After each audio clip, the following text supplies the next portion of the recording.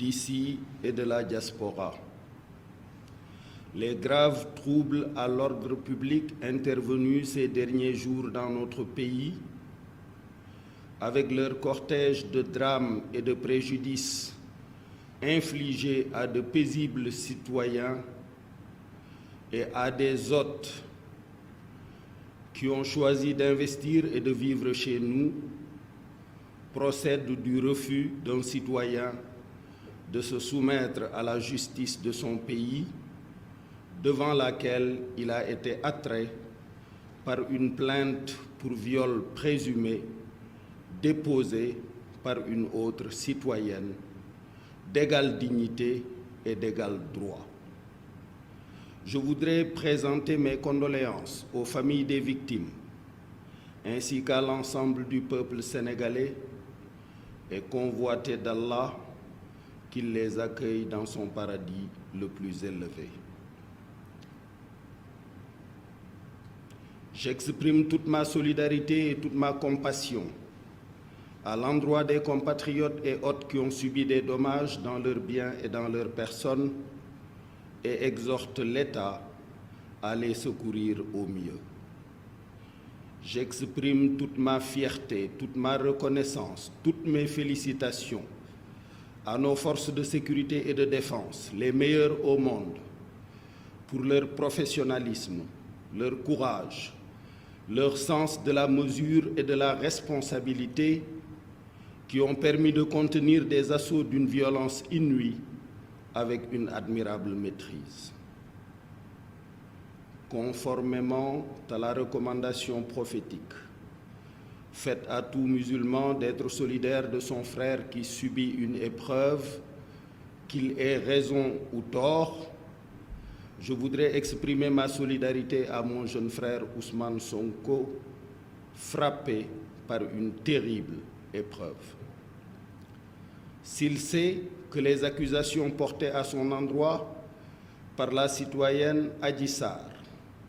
sont infondées et ne sont que le résultat d'un complot ourdi contre sa personne, je l'invite à faire ce que je fis en son temps, c'est-à-dire déclarer solennellement devant Dieu et devant les hommes que d'ici à l'extinction du soleil, aucune preuve ne viendra étayer les dites accusations. S'il ne le peut pas, je lui recommanderai alors de se repentir, de demander pardon à sa famille, à ses militants et au peuple sénégalais,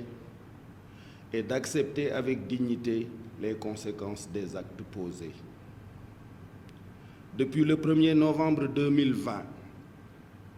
à partir de ma station de président du Conseil économique, social et environnemental,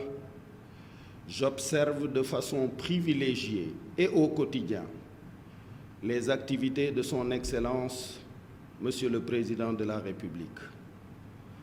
Je l'ai vu se battre de façon titanesque pour que le peuple sénégalais soit parmi les premiers en Afrique à recevoir le vaccin, même au prix d'efforts budgétaires incommensurables. Je l'ai vu plaider avec autorité auprès de ses collègues du G7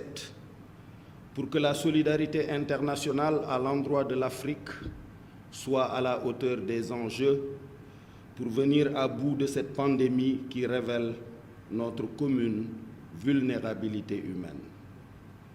Je l'ai vu insister pour que l'Afrique dispose de ressources financières conséquentes, au moyen de droits de tirage spéciaux, d'abandon de dettes ou de tout autre mécanisme, afin de soulager les entreprises africaines et les investisseurs africains des terribles conséquences de la pandémie sur les fragiles économies africaines. Je l'ai vu donner des instructions pour qu'il n'y ait plus de retard dans le paiement des bourses à nos étudiants.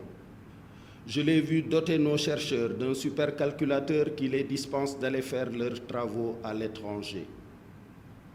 Je l'ai vu répondre avec grâce aux sollicitations de ses collègues du G5 Sahel en contribuant de façon significative à la lutte contre le terrorisme djihadiste dans notre sous-région. Je le vois quotidiennement préparer avec soin son mandat en 2022 à la tête de l'Union africaine. En conséquence de tout ceci, j'atteste, j'affirme qu'il n'a pas le temps de conduire un opposant plusieurs fois à Sweet Beauté, ni de fomenter de sordides activités qui se seraient passées dans ce salon de massage. J'invite les militantes et les militants de l'opposition, patriotes sincères, partageant avec nous l'amour du pays, de sa paix, de ses intérêts et de sa prospérité, à ne pas servir de bouclier à un quelconque gourou, à ne pas se laisser manipuler ni infiltrer par des intérêts encagoulés, nationaux comme internationaux, qui, frustrés de ne pas accéder aux ressources pétrolières et gazières du Sénégal, frustrés de ne pas voir l'État accéder à leurs demandes illégitimes, nourrissent le plan de déstabiliser notre pays. J'incite mon jeune frère Ousmane Sonko, directement ou à travers ses conseils, à s'adresser à ses partisans pour les inviter à cesser toutes activités insurrectionnelles, de pillage ou de déstabilisation du pays. S'il le fait, j'accéderai alors aux nombreuses demandes à moi adressées,